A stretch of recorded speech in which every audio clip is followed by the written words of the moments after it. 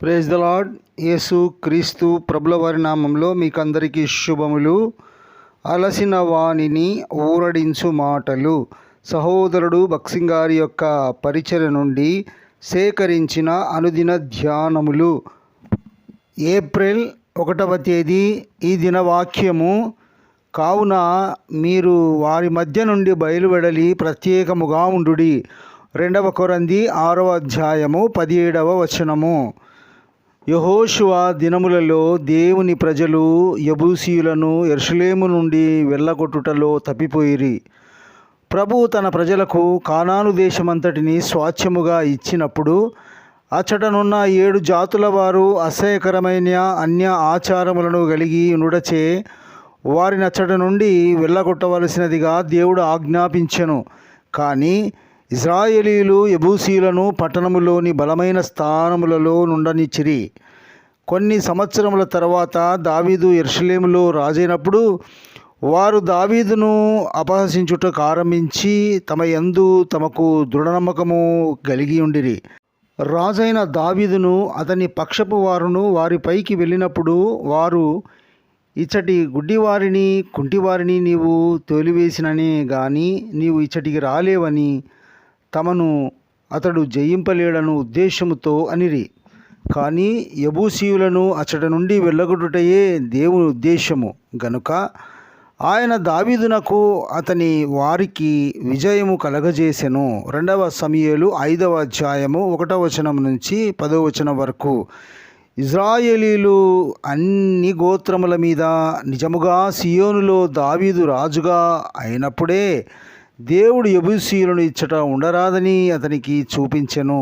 ప్రభు యొక్క గృహ నిర్మాణములో నీవు పాలిభాగము పొందవలనని పరలోకపు రాజుగా యేసు క్రీస్తు ప్రభువునకు నీవు సంపూర్ణముగా లోబడవలేను.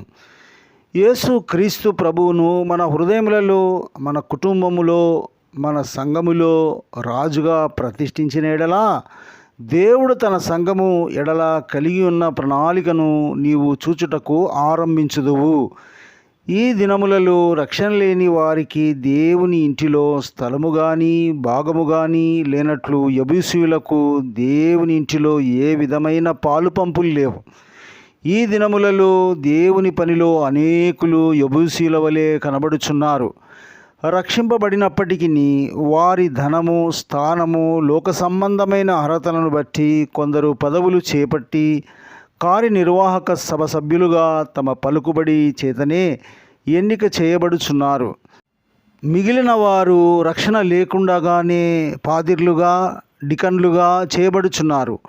అట్టి వారికి దేవుని ఇంటిలో కానీ దేవుని పనిలో కానీ ఎట్టి పాలు పంపులు ఉండవు. వారు నిజమైన పాస్టర్లు, కాపరులుగా దేవుని మందను నడిపించలేరు, శ్రద్ధ వహించలేరు. యెబూసీయుల వలె వారిని ప్రక్కన పెట్టవలెను. కొద్దిమంది యెబూసీయులను దేవుని పని వెనకబడును, ఆటంకపరచబడును. దావీదు యెరూషలేమునకు వచ్చినప్పుడు చాలామందిని తరిమివేసెను గాని కొందరిని వదిలివేసెను.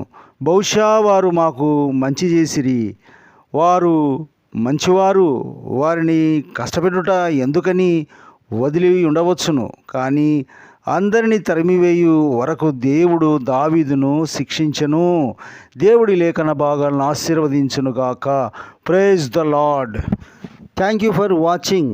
మరిన్ని వీడియోస్ కోసము ఛానల్ని సబ్స్క్రైబ్ చేసుకోండి. Praise the lord.